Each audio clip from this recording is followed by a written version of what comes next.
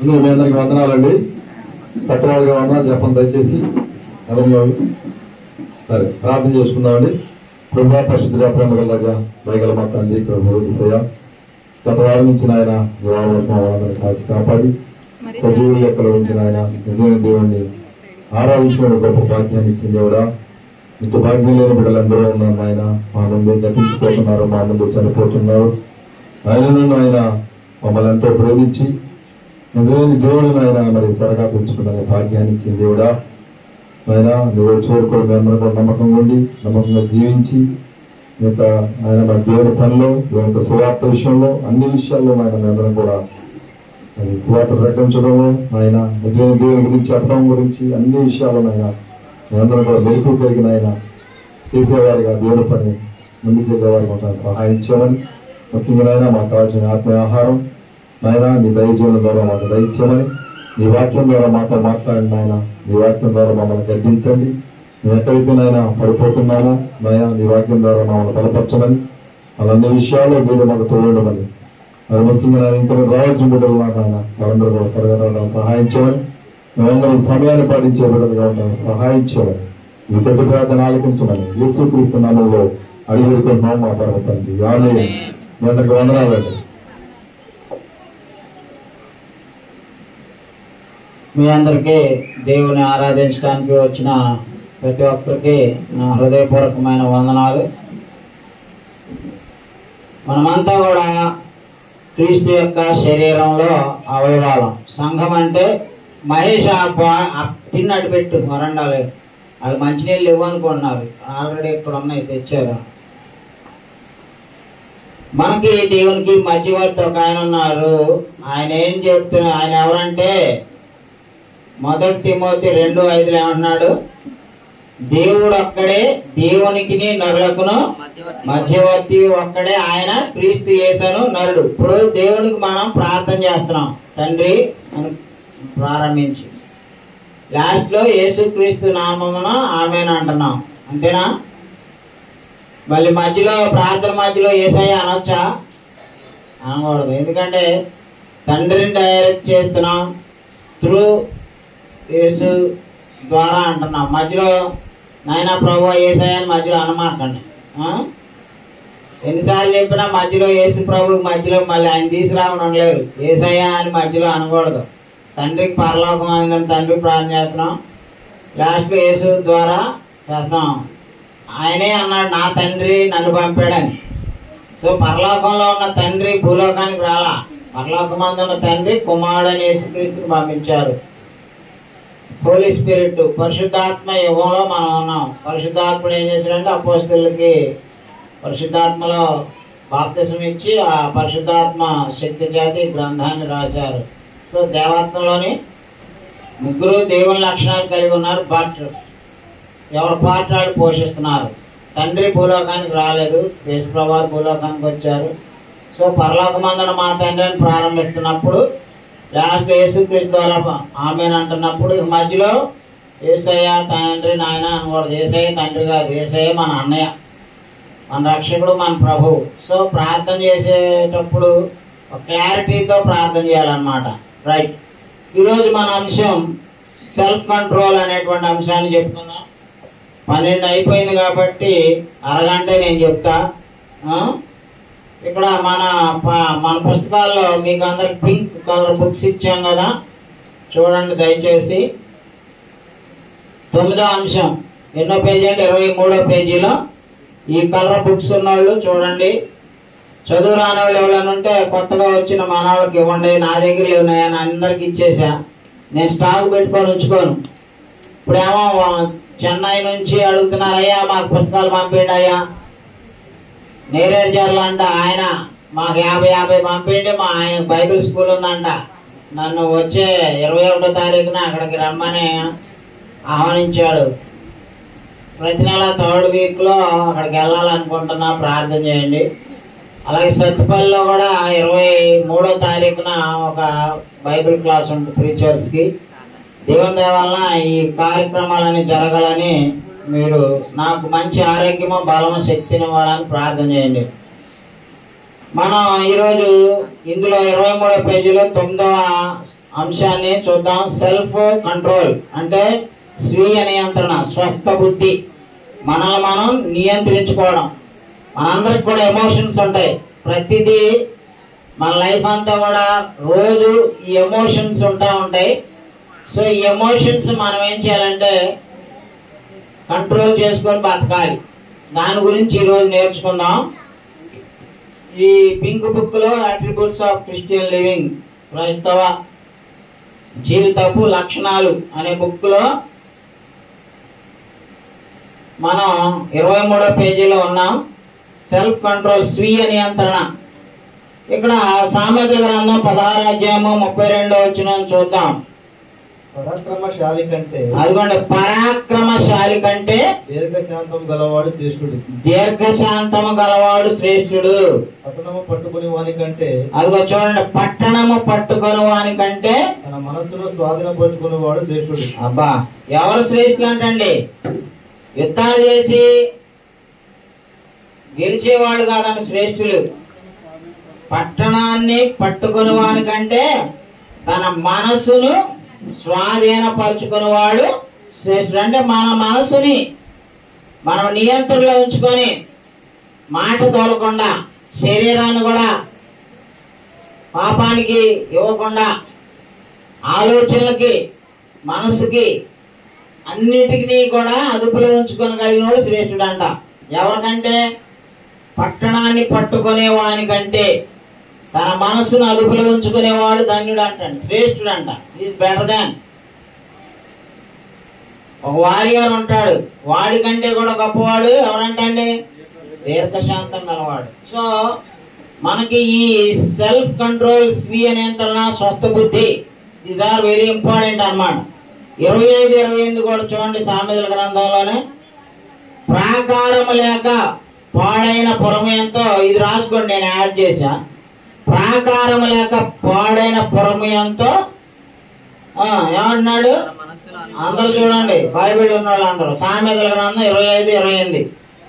ఇది చాలా ఇంపార్టెంట్ అండి. క్రిస్టియన్ అట్రిబ్యూట్స్ లో మన క్రైస్తవ జీవితానికి చాలా ఇంపార్టెంట్ అండి. ప్రాకారం లేక పాడైన పురము ఎంతో తన మనసును అణుచుకొనలేని వాడు అంతేనండి. ప్రాకారం లేదనుకోండి, ఇప్పుడు చుట్టూ ప్రహరీ లేదనుకోండి, ఒక పంట చేను చుట్టూ కంచి లేదనుకోండి అండి, తోటల చుట్టూను పొలాల చుట్టూ కంచి వేస్తారు. ఎందుకు వేస్తారండి దానియల్ గారు? మీకు బాగా తెలిసి వ్యవసాయం ఎందుకు వేస్తారు? ఈ గొడ్లు గోదా పడి చెడగొట్టకుండా, పంట తినేయకుండా ఉండటానికి చుట్టూరా ఫెన్సింగ్ వేస్తాం. ఇదివరకు మన వాళ్ళు అయితే కంపేసేవాళ్ళు. ఇప్పుడు లేటెస్ట్ గా ఐరన్ సిమెంట్ స్తంభాలను ఐరన్ తీగలు వేస్తున్నారు. కొంతమంది కరెంట్లు కూడా వేస్తున్నారు. ఎందుకనంటే అవి జంతువులు వచ్చి వాటిని పాడు చేయకుండా ఉండటానికి. అలాగే మన మనసును కనుక అదుపులో పెట్టుకోపోతేనంట మన పరిస్థితి కూడా అలాగే ఉంటుందంట. ప్రాకారం లేక పాడైన పురము ఎంతో తన మనసును అణుచుకొనలేని వాడును అంతేనంటండి. అంటే మన మనసుని ఎంత కంట్రోల్లో ఉంచుకుంటే మన జీవితం అంత పవిత్రంగా ఉంటది అన్నమాట. పౌలు గారు ఏం చేస్తున్నారు తెలుసా? తన శరీరాన్ని 1 కొరింథీ 9:27 చూడండి. ఆయన అంటున్నాడు, నేను అందరికి బోధించి నేను భ్రష్టుని అయిపోతానేమో అని చెప్పి ఏం చేస్తున్నాడు అంటండి. అయ్యా చదవండి. గాలిని కొట్టినట్టు నేను పోట్లాడట లేదు గాని, అదిగోండి, గాలిని కొట్టినట్లు నేను పోట్లాడట లేదు గాని, ఒకవేళ ఇతరులకు ప్రకటించిన తర్వాత, అదిగోండి, ఒకవేళ ఇతరులకు ప్రకటించిన తర్వాత నేనే భ్రష్టుడనై పోదునేమో అని నా శరీరాన్ని నలగగొట్టి దానిని లోపరుచుకుంటున్నాను అంటున్నాడండి. చూసారా? కామక్రోధ మదమాత్సర్యాలు, these are all related with emotions. ఈ ఎమోషన్స్ ఏం చేస్తున్నాడు ఆయన? ఆయన మనిషి, ఆయన పెద్ద సోల్జర్, వారియర్.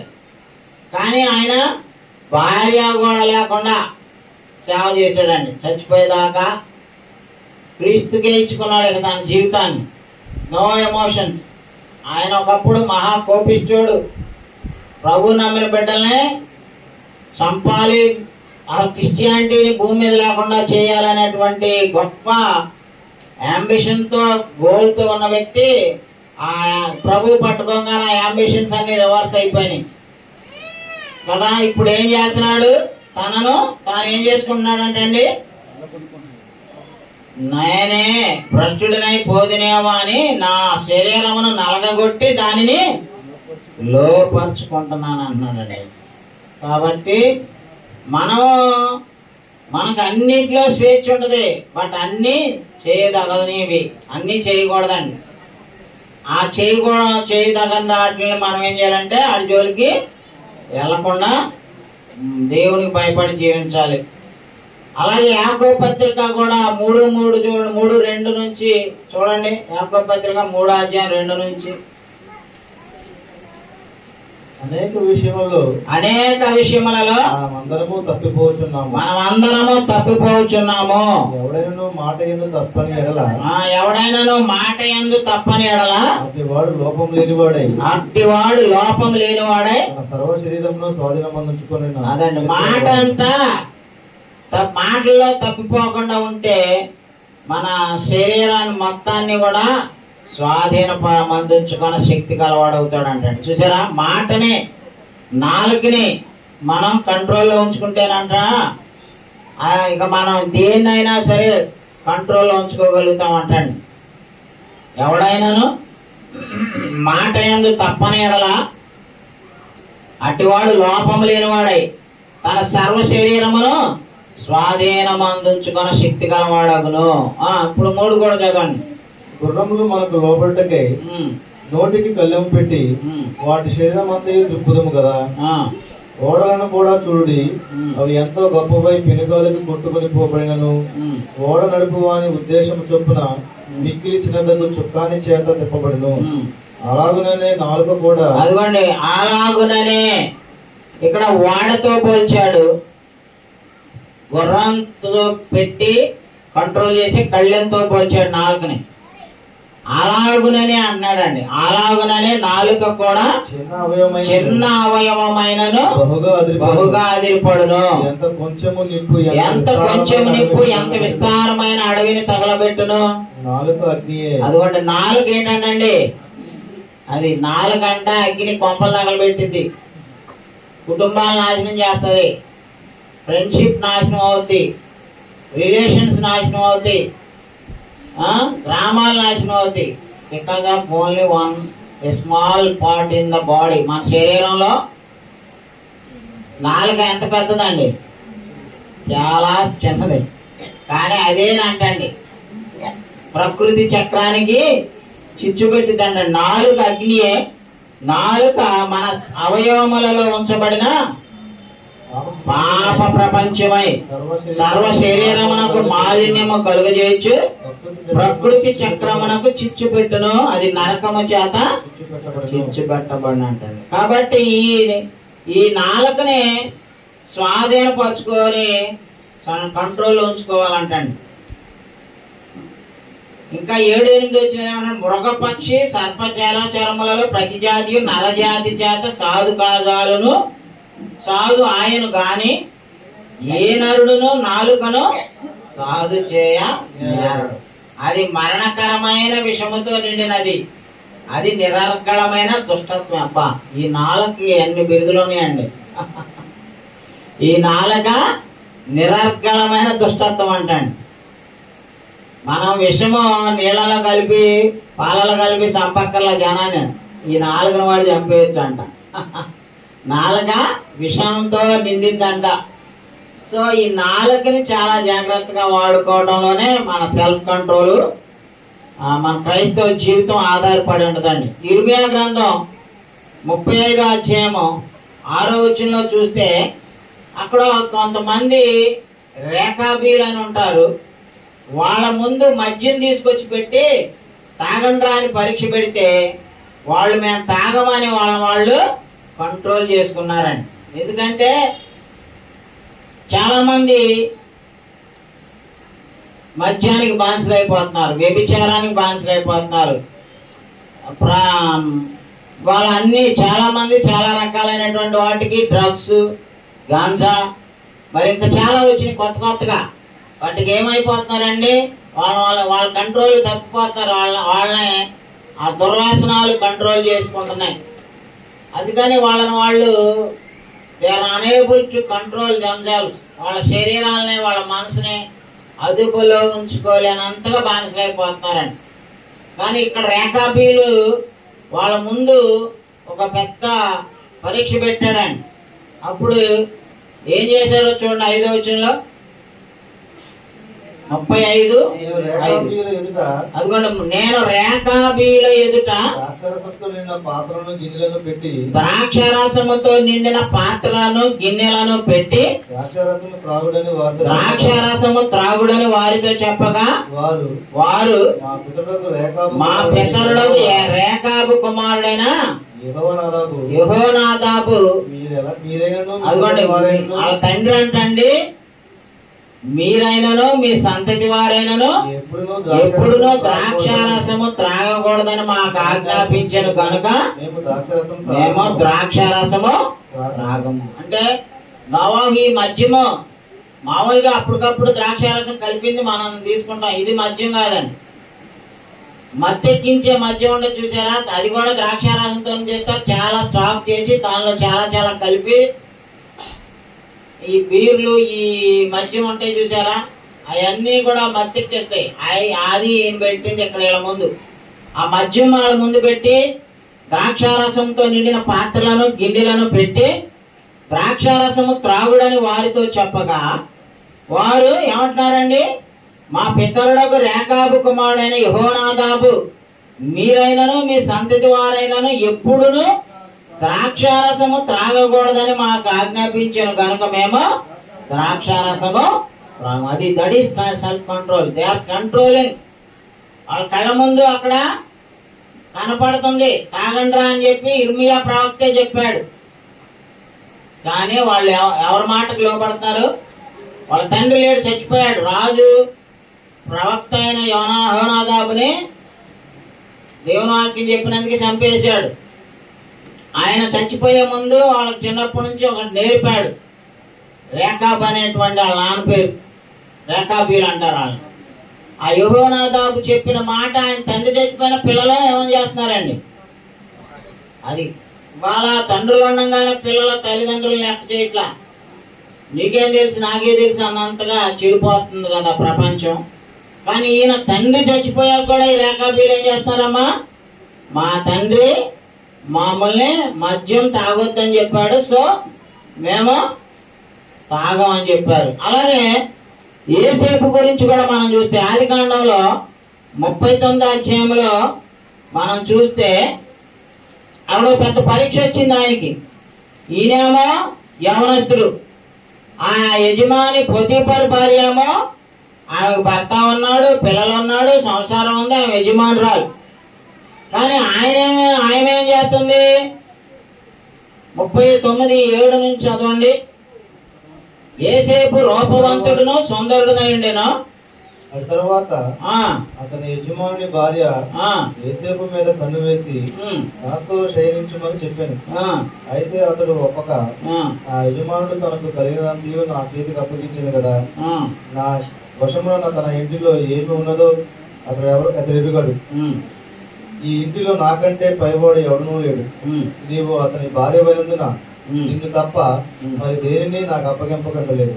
కాబట్టి నేను ఎట్లు ఇంత ఘోరమైన దుష్కార్యము చేసి దేవునికి విరోధముగా పాపము కట్టుకుందని తన యజమానుని భార్యతో జరిగింది. చూసారండి, ఈయనేమో అన్మ్యారీడ్ పర్సన్, బ్యాచులర్, యవనస్తుడు, మంచి అందగాడంట. మరి ఈ యవనస్తుడిని ఒక పెళ్ళైనటువంటి ఒక యజమాని భార్య పొతీఫరు భార్య రోజు నాతో పాపం చేయమని శోధిస్తుందంట. మరి యవనస్తుడు ఏం చేశాడు? లొంగిపోయాడా? చూడండి ఏం చేశాడు. చదవండి. దినదినము ఆమె యోసేపుతో మాట్లాడుచుండెను. ఆమె రోజు నాతో పాపం చేయమని ఆయన్ని చూడంగానే టెంప్ట్ అయిపోతుంది. నాతో పాపం చేయమని ఆ యోసేపుని యవనస్తుడిని రోజు శోధిస్తుంది. గాని అతడు ఆమెతో శయనించుటకైనను అదిగోండి, గాని ఆమెతో శయనించుటకైనను ఆమెతో నుండుటకైనను ఆమె మాట విన్నవాడు. అంటే ఏంటి, ఈయనకి ఎమోషన్స్ లేవా, ఎబిలిటీ లేదా? Yes, he has everything, but he controlled his emotions. ఆ పొతీఫరు భార్య ఆయన ఎంతగా టెంప్ట్ చేసి రెచ్చగొట్టాలని చూసినా పొతీఫరు భార్యకి బుద్ధి చెప్పాడమ్మా, నువ్వు నా యజమానుడి భార్యవి, నా తల్లి లాంటి దానివి, నేను నీతో పాపం చేయను, నువ్వు నన్ను శోధించవద్దు అని చెప్పి ఏం చేశాడు చివరికి. అప్పుడు ఆమె అతని వస్త్రము పట్టుకొని తనతో శయనింపమని చెప్పగా అతడు తన వస్త్రమును ఆమె చేతిలో విడిచిపెట్టి తప్పించుకొని బయటికి ఫ్లీ ఫ్రమ్ అడల్టరీ. మనల్ని సాతానుడు మనతో పాపం చేయించడానికి అది ఎప్పుడు అవైలబుల్ గానే ఉంటదండి. పాపం చేయడానికి మనల్ని శోధించుతానే ఉంటాడు. మనం పాపం చేయకుండా ఉండాలంటే మనల్ని మనం ఎమోషన్స్ ని కంట్రోల్ చేసుకోవాలి. That is Joseph. ఏమా, ఆయన పాపానికి లొంగిపోయాడా? ఆమెమో యజమానురాలు, పెళ్ళైంది, భర్త ఉన్నాడు, గొప్ప స్థితిమంతుడు ఆయన. ఈయనకి ఏమీ లేదు, అన్నలు అమ్మేశారు, తల్లి లేదు, తండ్రి లేడు, అనాథ బిడ్డగా వచ్చాడు. చక్కగా ఆ యజమానురాలే దొరికింది ఛాన్స్ అని చెప్పి ఈయన లొంగిపోయాడా? లొంగలేదు. పాపానికి లొంగకుండా ఉండటమే సెల్ఫ్ కంట్రోల్ అంటే. స్వీయ నియంత్రణ. తనను తానేం చేశాడు? నియంత్రించుకున్నాడు. ఇప్పుడు బైబిల్లోనే చెడ్డ ఉదాహరణలు ఉన్నాయి. దావీదు 50 ఏళ్ల వయసులో ముసలోడి, ఆడికి బోళ్ళ మంది భార్యలు ఉన్నారు, రాజు. కానీ సైనికుడు భార్య అని చూసి మోహించి పాపం చేశాడు. ఆయన ఏం చేశాడు? ఆయన తన ఎమోషన్స్ ని, తన ఆ కామోద్రాగాన్ని కంట్రోల్ చేసుకోలేకపోయాడు. అందుకే ఆయన చచ్చిపోయేదాకా శ్రమల పాలయ్యాడు. మరి ఇంకొక ఆయన ఉన్నాడు సంసోను, ఆయన కూడా పడిపోయాడు. ఎక్కడ వెళ్తే అక్కడ ఏదో ఒక వేషం చూడటం, పాపం చేయటం, నాశనం అయ్యాడు. తనను తానే సూసైడ్ చేసుకుని మన ఆదివారం చెప్పుకున్నాం కదా. సో సెల్ఫ్ కంట్రోల్ మనకు ఉండాలండి. వాళ్ళ యవనస్తులు ఆండ్రు వాళ్ళ ఎమోషన్స్ ని వాళ్ళు కంట్రోల్ చేసుకోవాలండి. మాట, శరీరము, మనసు, దీస్ ఆర్ ఆల్ మన కంట్రోల్లో ఉంచుకుంటేనేనండి నీతిగా, భక్తిగా, పరిశుద్ధంగా ఉండగలుగుతాం. అర్థమవుతుందా? ఇవాళ మేము 35 ఏళ్ల నాడే చెడిపోయింది ప్రపంచం. మేము చదువుకునే రోజుల్లోనే చాలా దారుణంగా ఉండేవాళ్ళు. ఇంజనీరింగ్ స్టూడెంట్స్ కానీ, మెడిసిన్ చదివాళ్ళు కానీ చాలా జాగ్రత్తగా ఉండాలి. ఆదర్శ వచ్చినట్టు ఉన్నాడు, టెంప్ చేస్తా ఉంటారు. నన్ను ఎంఏ చదివేటప్పుడు అంటే మా ఫ్రెండ్ ఒకడు బర్త్డే పార్టీకి పిలిచి రెస్టారెంట్కి తీసుకెళ్లి నా ముందు బీరు పెట్టి నన్ను నోట్లో పోసి తాగించాలని ఎంతో ట్రై చేశారు. నాకు చాలా క్లోజ్ ఫ్రెండ్ అండి. నేను వాన్ చేసుకుంటే జ్వరం వచ్చి ఆడు చేతుల్లో పట్టుకొని ప్రేమ సొంతోడు చూపించుకుంటే ఎక్కువ ప్రేమ చూపించి శ్రీకాకుళం వాడు కేఎస్ఆర్ అంటాం వాడిని. అంత ప్రేమ చూపించేవాడు. ఆడు బర్త్డేకి నన్ను ఆడు బీర్లు తాగుతా నన్ను కూడా తాగేయాలని చూశారు. నేను థమ్స్అప్ తాగే కానీ నోట్లో పోయాలని చూసినా నన్ను నేను కంట్రోల్ చేసుకున్నా. మనం పాపానికి ఎప్పుడైతే లొంగిపోతాం మన జీవితం దానికి బాన్స్ అయిపోద్దాం. లోబట్టడానికి మనం దేనికైతే అప్పగించుకుంటామో అది మనల్ని వెళ్తుంది. సో ఏసేపు ఇప్పుడు ఇందాక మనం మద్యం కళ్ళ ముందు పెడితే తాగమన్నారు రెకాబీలు, యెహోనాదాబు కుమారులు, తెలుసా? అది సెల్ఫ్ కంట్రోల్ అంటే మేము తాగం అనేసారు. ఇక్కడ ఏసేపు గారు ఏమంటున్నాడు? నేను ఆ పాపం చేయను అని చెప్పి పారిపోయాడు ఏకంగా. ఐగుప్తు దేశమందున ఆ యేసేపు పాపము చేయనందున పట్టి బంధించి రాజు చెరసాలలో పడవేసే. మరి ఏం జరిగింది? చెరసాల నుంచి ఎక్కడికి వెళ్ళాడు యేసేపు? నీతి కోసం నిలబడినందుకు రాజు అయ్యాడండి. ఐగుప్తు దేశాన్ని ఏలేడు. ఇప్పుడు యవనస్తులైనా మీరైనా నేనైనా పాపానికి లొంగకుండా ఉంటే నిత్య జీవం. పాపానికి లొంగిపోయామా అది ఏజ్తో నిమిత్తం లేదండి. పాపం చేయడానికి, పాపానికి లొంగిపోవడానికి. సో ఏ టైంలోనైనా సాతాడు మన వీక్ టైంలోనే మనల్ని దెబ్బ కొడతాడు. కాబట్టి మన బలహీనతలకి చోటు ఇవ్వకుండా చాలా కంట్రోల్లో ఉంచుకోవాలి. వాడు ఎవరిని మృంగుదునా అని గర్జించే సింహంలాగా తిరుగుతూ ఉంటాడు. అదే జాగ్రత్తగా ఉండాలన్నమాట. మన హోలీనెస్ ని, మన పవిత్రతని మనం పాడు చేసుకోకుండా ఉండాలని మనం తెలుసుకోవాలి. మరి ఏసేపు సెల్ఫ్ కంట్రోల్ ఉందా లేదమ్మా? ఉన్నాడేనా? లొంగిపోయాడా? ఆయనకి ఎంతో శ్రమ వచ్చింది, శోధన వచ్చింది. అది కాబట్టి ఆ తర్వాత ఇంకో లేఖనం చూద్దాం. దానియేలు గ్రంథం 1:8. ఇక్కడ కూడా కొంతమంది యవనస్తులు ఉన్నారు. వాళ్ళని ఈ రాజు యొక్క మద్యము, ఈ రాజభోజనము, మాంసము ఇవన్నీ తినమని వాళ్ళని ఒక పరీక్ష వచ్చింది. కానీ వాళ్ళు మేము ఆ అపవిత్రమైన తిండి మేము తినమని చెప్పి వాళ్ళు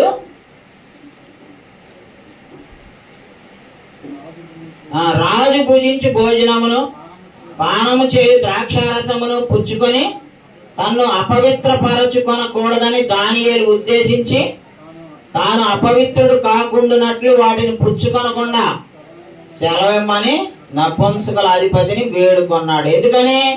ఈ ద్రాక్షారసము, రాజు భుజించి భోజనము తింటే అపవిత్రమైపోతామని చెప్పి వాళ్ళు ఏం చేశారండి, వాళ్ళు కంట్రోల్ చేసుకున్నారు. మన కళ్ళ ముందు ఉంది కదా అని కక్కుర్తి పడి తినేసామనుకోండి, అది కొన్ని విగ్రహార్పితమైనవి అవి మనం తినకూడదండి. మనల్ని ఒకసారి జాషువా చెప్పాడు కదా, వాళ్ళతో పాటు ఉద్యోగాలు చేసాడు, ప్రసాదాలు చేసి తీసుకోమండి నేను తిన్నా అన్నాడంట. అప్పటి నుంచి వాళ్ళందరూ ఈయన మీద గురుగా ఉంటారు. అది ఎప్పుడైనా ఉంటది. ఇప్పుడు అంజలి మధ్యన వ్యాపారం చేస్తుంటాడు ఆయన ప్రమోద్, ఆయన షాపులో మనం ప్రార్థన చేసాం, పెద్దయ్య గారు మేము వెళ్ళి ఓపెన్ చేసాం. ఆయన చుట్టూ అందరూ విగ్రహారాధికులే. బట్ ఆయన దగ్గర మన ప్రభు మాటలు, ప్రభు క్యాలెండర్ అన్నీ ఉంటాయి. భయపడాలా? వాళ్ళు భయపడరండి విగ్రహారాధికులు. ఏ కొట్లో చూడండి, వాళ్ళ కొట్ల మీద బొమ్మలు ఉంటాయి, వాళ్ళ పేర్లు ఉంటాయి, అన్నీ ఉంటాయి. వాళ్ళు వాళ్ళకి ఆ పేర్లు పెట్టుకుంటే వాళ్ళ దేవుళ్ళు వాళ్ళకి సహాయం చేస్తారని వాళ్ళు ధైర్యంగా ఉంటారు. రైతు లేదని చేయాలనుకోండి, మనం కూడా అంతకంటే ధైర్యంగా ఉండాలి. ఎందుకంటే అసలైన దేవుడు మనకు సహాయం చేస్తాడు. మనుషులు మనకి ఎంతమంది చేతులు ఉన్నా మన పక్షాన ఎవరుంటారు? జీవం గల దేవుడు అంటాడు, జీవం లేని మోగ విగ్రహాలు కాదు. సో దానియేలు కూడా అందుకే ఆ రాజేమో నెబుకద్నెజరు చాలా శక్తివంతుడైన చక్రవర్తి. మరి ఆయన పంపించే భోజనాన్ని రాజు తినే భోజనం అంటాడు. రాజు తినే భోజనాన్ని ఎవడో వద్దంటారా? ఎంత నెంబర్ 1 ఉంటాయి కదా అన్ని రుచులతో కూడినటువంటి ఆ భోజనాలు వద్దని ఏం తిన్నారంటండి వీళ్ళు? శాఖ ధాన్యాలు తిన్నారంటండి. అయ్యా వాళ్ళు 12 వచ్చిన భోజనమునకు శాఖ ధాన్యాదులను పానమునకు నీళ్లను నీ దాసులమగు మాకు ఇప్పించి దయచేసి మమ్మల్ని పరీక్షించండి అయ్యా అని చెప్పి వాళ్ళ మీద ఉండేటటువంటి మేనేజర్ని వీళ్ళు ఎన్నుకున్నారు. ఎందుకని? మరి రాజభోజనము, మద్యము, ద్రాక్షారసము అన్ని తినండ్రా తాగండ్రా అంటే వీళ్ళు ఏమన్నారు? మాకు అవన్నీ వద్దు, మేము అపవిత్రం చేసుకోదలుచుకోలేదు, మేము దేవుని పెట్టలం ఎప్పుడేలో we want to be holy, కాబట్టి మాకు శాఖధాన్యాలు పెట్టండి అని చెప్పారు. సో దేవుని బిడ్డలు ఎప్పుడు కూడా వాళ్ళ కంట్రోల్ చేసుకోవాలండి. తర్వాత అపోస్తుల కార్యము 24:25 చూడండి. అపోస్తుల కార్యాలు 24:25. కాబట్టి సెల్ఫ్ నియంత్రణ మనకి చాలా అవసరం అండి.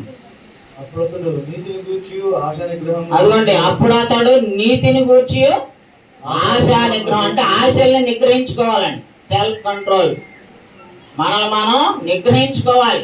మన ఆశలు ఉంటాయి, ప్రతి వాళ్ళకి ఆశ ఉంటుంది. అన్నం తినాలని ఆశ ఉంటుంది, అది రైట్ వేలో సంపాదించుకొని తినాలి. వ్యాపారం చేసుకోవచ్చు, ఉద్యోగం చేసుకోవచ్చు, కూలీనాలు చేసుకోవచ్చు, అది రైట్ వేలో సంపాదించుకోవాలి. అలాగే డబ్బు సంపాదించుకోవాలి. డబ్బు సంపాదన కోసం అక్రమ మార్గాల్లోకి వెళ్ళక్కర్లా, రైతు వేలోనే సంపాదించుకోవచ్చు. అర్థమైందా? కాబట్టి ఆశా నిగ్రహం అన్నమాట.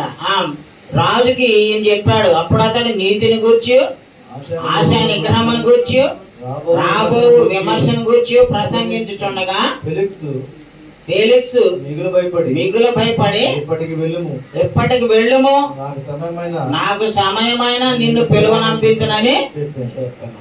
సో మరి ఆశా నిగ్రహం గురించి చెప్పగానే ఏమైపోయాడంటే ఆయన, రాబోయే విమర్శ అంటే జడ్జిమెంట్ ఉందిరా బాబు, నువ్వు రాజువైనా ఏదైనా దేవుడి ముందు చేతులు కట్టుకొని నిలబడాలి, నువ్వు ఆశా నిగ్రహం కలిగి ఉండాలి అంటే ఏమైపోయాడంటే భయపడ్డాడంట. మిగిలి భయపడి మళ్ళా ఇంకోసారి వద్దు కానీ అన్నాడంట. అలాగే రోమాపత్రిక 6:12 చూడండి. రోమాపత్రిక 6:12. కాబట్టి శరీర దురాశలకు లోబడినట్లుగా సావునకు లోనైన మీ శరీరమందు పాపమును ఏలనీయకుడి అన్నాడండి. అది మనం ఏం చేయకూడదండి, శరీర దురాశలకు లోబడినట్లుగా మన శరీరం సావుకు లోనైందండి. చచ్చిపోతామా లేదా? ఈ చచ్చిపోయే శరీరాన్ని పాపానికి ఇవ్వకూడదు. నీ దేహంతో దేవుని మహింపరచున్నాడండి. మన మాట చేత క్రియ చేత ఏం చేసినా వి మస్ట్ గ్లోరిఫై గాడ్. మన ద్వారా దేవునికి ఏం రావాలండి? మహిమ రావాలి. మన దేవునికి మహిమ తీసుకురాలేదనుకోండి, ఒక ఆయన దేవుని మహింపరచినందుకు ఏం జరిగిందో చూడండి. అపోస్తలుల కార్యం 12వ అధ్యాయము 23వ వచనంలో, మనం దేవుని మహింపరచాల్సి వచ్చినప్పుడు దేవుని మహింపరచకుండా పిరికోళ్ళలాగా దేవునికి మహిమ రానివ్వకుండా మనం ఆలోచించి చేసామనుకోండి, అది మనకు ప్రమాదాన్ని తీసుకొస్తుంది. ఇక్కడ ఒకడు దేవుని మహిమపరచాలి. ఆయన ఏం చేశాడు దేవుడు చూడండి. అతడు దేవుని మహిమపరచనందున వెంటనే ప్రభువు దూత అతని మొత్తెను గనుక పురుగులు పడి ప్రాణము ఇచ్చినది. దేవుని మహిమపరచాలి. We must glorify God with our everything activities. మన లైఫ్, మన ఏదైనా సరే, whatever it may be, మన దేవునికి భయపడాలి, దేవుని మహిమపరచాలి. దేవుని కొరకే మనం సమస్తం ఆయన మహిమ రావాలి. అందుకే ఆడు మహిమపరచలా ఏ రోజు రాజు.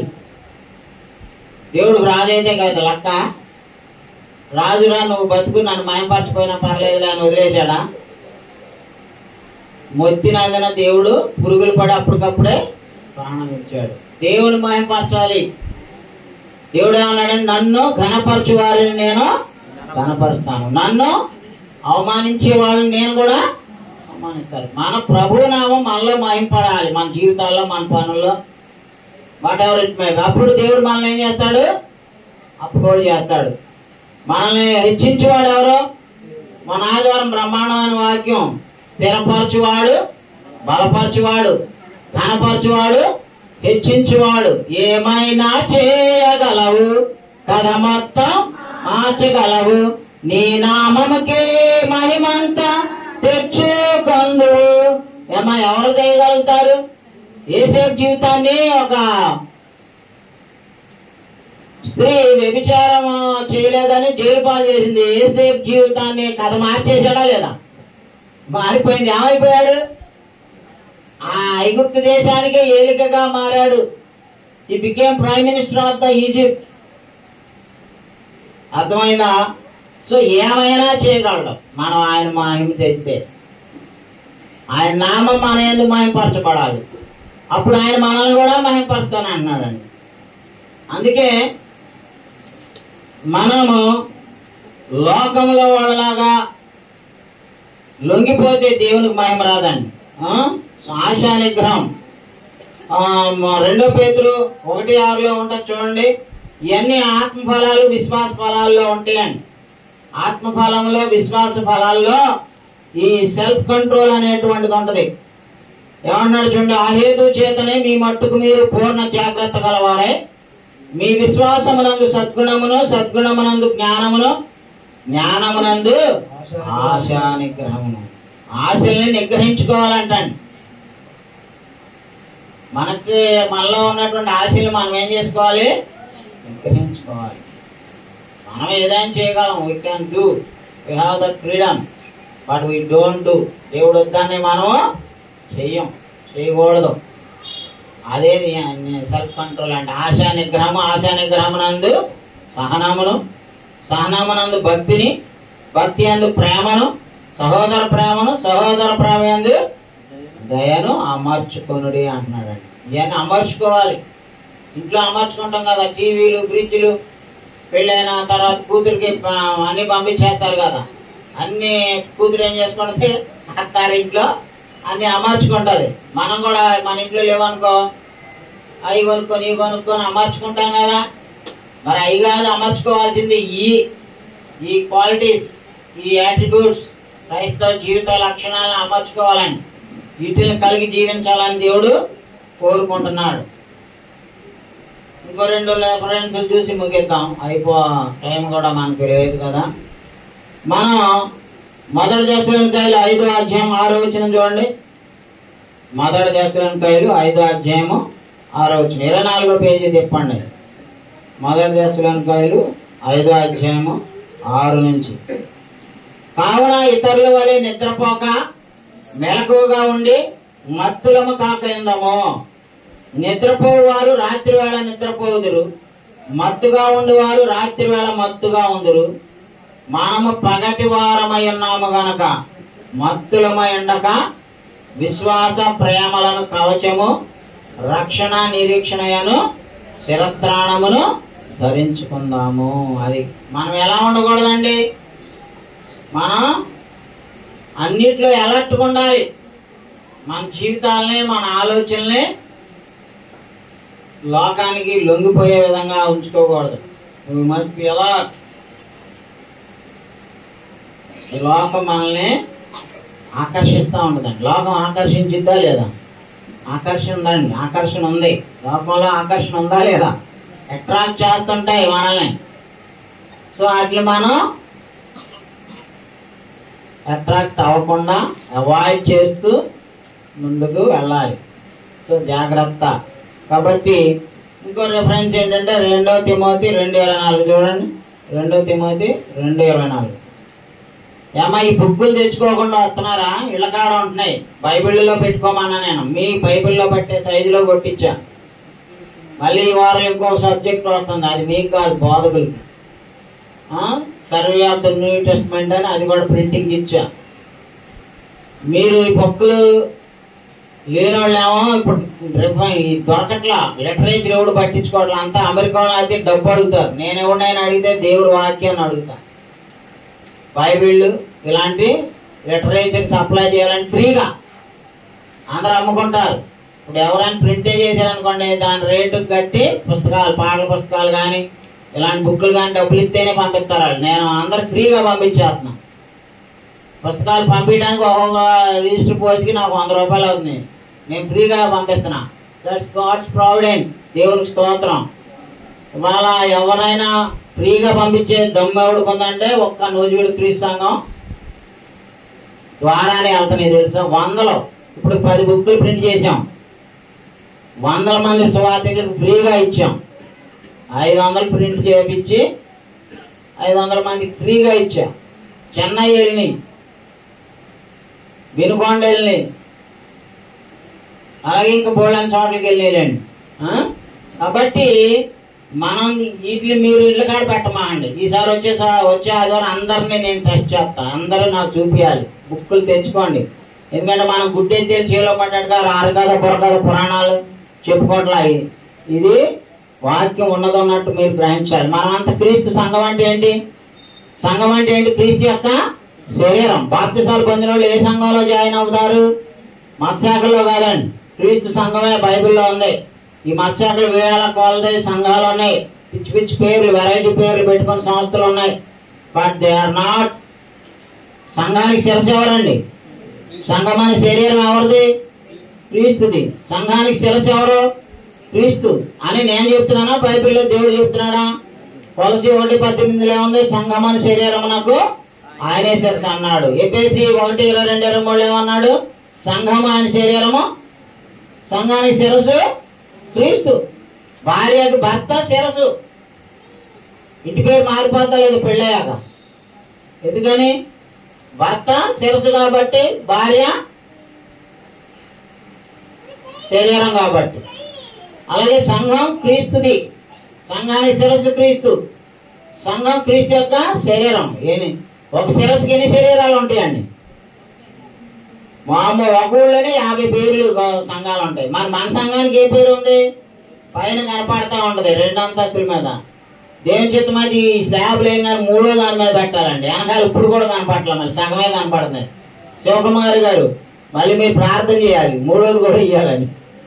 నేను వదిలేసిన మీరు అందరూ ప్రార్థన చేశారు కాబట్టి అది అయ్యింది. సో దేవుని యొక్క కృప వలన క్రీస్తు సంఘమే బైబిల్లో ఉందండి. మత్స్యాకులన్నీ తర్వాత 600 సంవత్సరంలో నుంచి పుట్టుకొచ్చాయి. ఇప్పుడు ప్రతివాడు సొంత పేరు, వెరైటీ పేర్లు పెట్టుకున్నారు, వాళ్ళ ఇష్టం వచ్చినట్టు డ్యాన్స్ వేస్తున్నారు. దేవుడు ఆత్మ కనుక ఆయన ఆత్మతో సత్యంతో ఆరాధించాలి. అంతేగాని వాయిద్యాలు, మేళాలు, తాళాలు, దావీదు వాళ్ళే నాట్యం ఆడతా ఈ పిచ్చి పాటలు పాడుకుంటా డ్యాన్స్ వేసుకుంటా జనాలనే మైమారిపెడుతున్నారు. సతీష్ కుమార్ బాప్తిజం ఇవ్వాలంటే 20,000 ఇస్తే ఆడు బాప్తిజం ఇస్తాడంట. తెలుసా? అంత బిజినెస్ అయిపోయింది. నేను బాప్తిజం ఉచితంగా ఇస్తానా? సతీష్ కుమార్ బాప్తిజం ఇవ్వాలంటే 20,000 ఇస్తే చెప్తారంట అండి. బా ఎంత ఎంత బిజినెస్! ఆడికి ఇప్పటికే కోట్లు ఉన్నాయి. ఎక్కడ చూసినా ఆస్తులే. అయినా కానీ ఆడికి డబ్బులు చాలా 20,000 ఇచ్చే ఆయన బాప్తిజం ఇస్తారంటండి. లేకపోతే మా ఊళ్ళో ఎవరో వాళ్ళు బాప్తిజాలు ఇస్తారంట. అంత బిజినెస్ అయిపోయింది మా శాఖల వాళ్ళకి. అంతా అమ్ముకోవటం, కొనుక్కోవటం. మన ప్రియ సంఘాలు అయ్యే ఉండవు. అంతా దేవుడు మనకు ఉచితంగా ఇచ్చాడు, ఉచితంగా ఇద్దాం. 2:9-2:24 చూడండి. సత్య విషయమైన అనుభవ జ్ఞానము వారికి కలుగుటకై దేవుడు ఒకవేళ ఎదురాడు వారికి మారు మనసు దయచేయను. అందువలన సాతాను తన ఇష్టము చొప్పున చెరపట్టిన వీరు వాని ఊరిలో నుండి తప్పించుకొని మేలుకొనిదిరేమో అని ప్రభు యొక్క దాసుడు అట్టి వారిని సాత్వికంతో శిక్షించుచు జగడమాడక అందరి ఎడల సాధువుగాను బోధింప సమర్థుడుగాను కీడును సహించేవాడుగాను ఉండాలి. అది కీడును సహించేవాడుగా ఉండాలండి. మనకి ఎవరైనా హాని చేశారు, మనకి ఎవరైనా నష్టం చేశారు, మనల్ని నమ్మించి మోసం చేశారు, బట్ వాళ్ళని తుట్టుపడి వాళ్ళ మనం ఏది పడితే అది వాళ్ళ మీదకి వెళ్ళి దెబ్బలాడి ఇది చేయకూడదండి. We must bear. ఆ కీడును కూడా మనం ఏం చేయాలంటే సహించాలంటే అది తెలుసుకోవాలి. అది సెల్ఫ్ కంట్రోల్ అంటే. నాకు అన్నీ ఉంటాయి కానీ సెల్ఫ్ కంట్రోల్ లేదన్నాం అనుకోండి, అన్నీ కోపం వచ్చినప్పుడు అణుచుకున్నవాడే గొప్పోడండి. ఫస్ట్ వాక్యం చదువుకున్నాం కదా 16:32. పట్టణాన్ని పట్టుకునే వాడి కంటే తన మనసును నియంత్రణలో ఉంచుకున్నవాడే శ్రేష్ఠుడు అంటండి. అదనమాట. తర్వాత లాస్ట్ గా మన కోపం ఉండొచ్చు, బట్ అది పాపానికి దారి తీయకుండా చూసుకోవాలంటండి. ఏపీసీ 4:26 చదవండి, ముగించేసుకుందాం.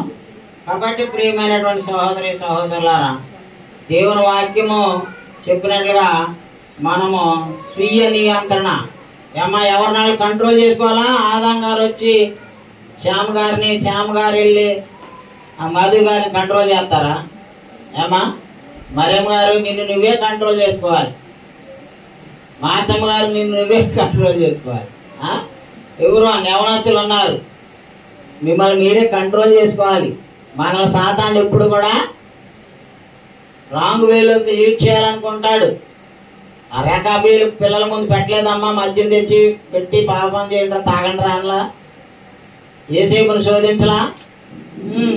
సో నువ్వు కూడా ఏదో ఒక రోజు నీకు వస్తుంది పరీక్ష.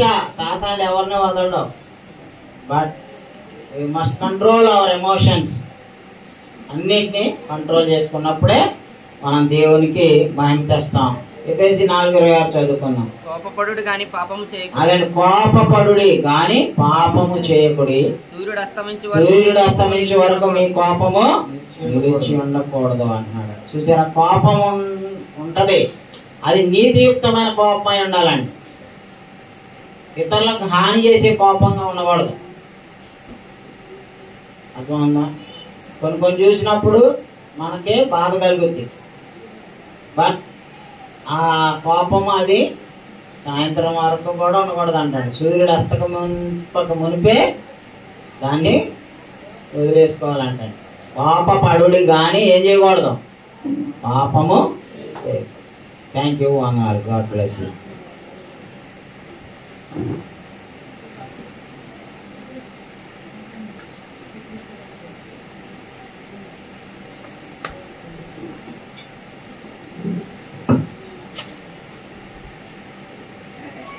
ఇచ్చిన పరిశుద్ధానికి వందనాలండి. ఇంతవరకు మా సహోదరులు పరిశుద్ధ లేఖనాల్లోంచి స్వీయ నియంత్రణ, సెల్ఫ్ డెనియల్ అనే విషయాన్ని వివరించి చెప్పారు. అదేవిధంగా నాలుక ఎలాంటిదంట, విషంతో నిండి ఉన్నదని చెప్పేసి అన్నారు. ఈరోజు ఒక పేపర్లో ఒక మాట రాశారు. ఏంటంటే భార్య భర్తలు ఇద్దరు ఇంటికి వెళ్ళారంట. ఎక్కడికి? పుట్టింటికి. భార్య పుట్టింటికి. అక్కడ కారం ఎక్కువైందని చెప్పేసి భర్త భోజనం చేసేటప్పుడు ఆమె తిట్టాడంట. ఆ తర్వాత ఇద్దరు కలిసేసి అక్కడి నుంచి వచ్చేసారు, ఇంటికి వెళ్ళిపోయారు. వెళ్ళిపోయిన తర్వాత ఆమె ఆ మాట సహించుకోలేక ఉరేసుకుని చచ్చిపోయిందంట. అట్లా జరిగింది. అంటే విషపూరితంగా ఉన్నంటే